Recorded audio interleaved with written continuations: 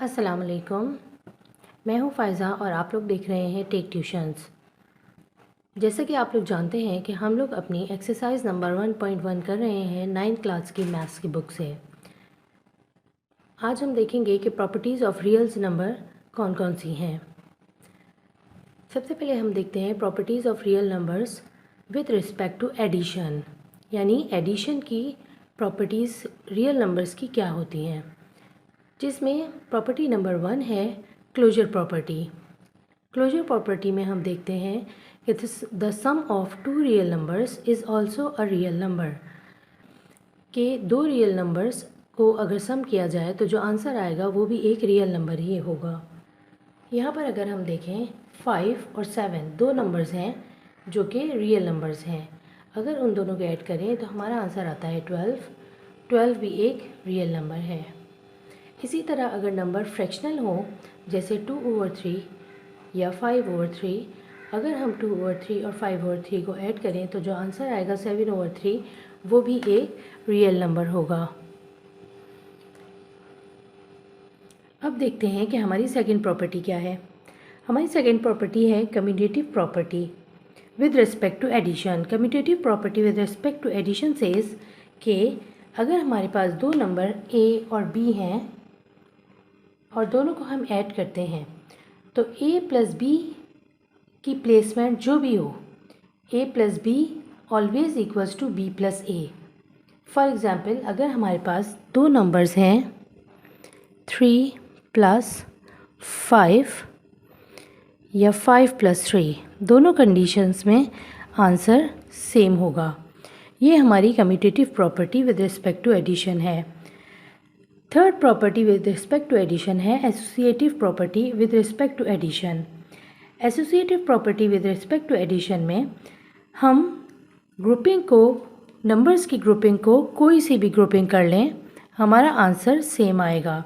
For example अगर हमारे पास तीन नंबर्स हैं a प्लस बी प्लस सी, अगर हम उनको a और b को पहले ऐड कर लें एंड देन आंसर को c में ऐड करें, या हम b प्लस सी को पहले ऐड कर लें और फिर जो आंसर आए उसमें a को ऐड कर लें, दोनों कंडीशन में हमारा आंसर सेम आएगा।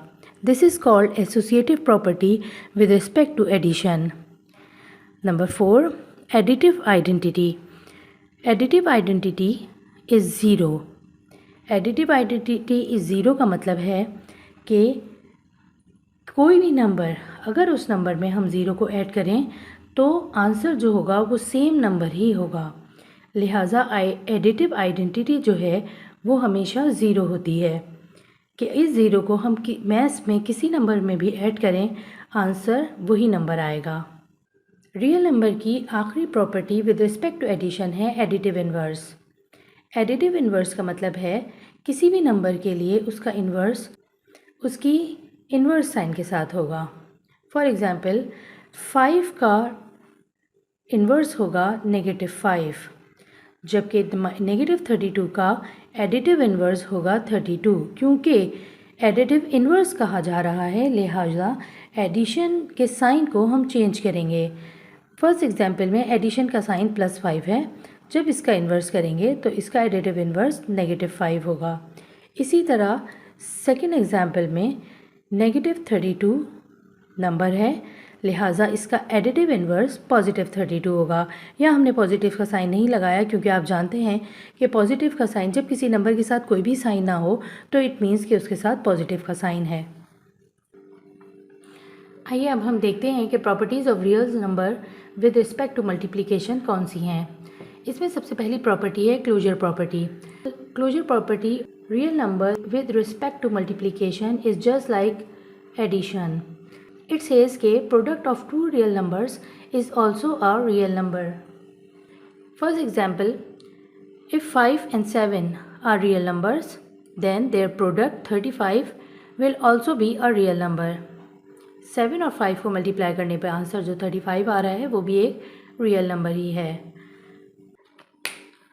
हमारी दूसरी प्रॉपर्टी है commutative property.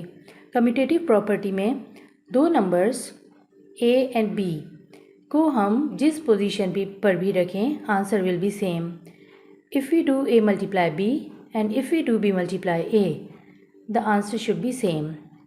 3 times 5 is 15 is equals to 5 times 3 is 15. This is our commutative property with respect to multiplication. Property number 3 is associative property. Associative property में if we have multiple numbers and we will product them in any case, in any group, then answer will be same.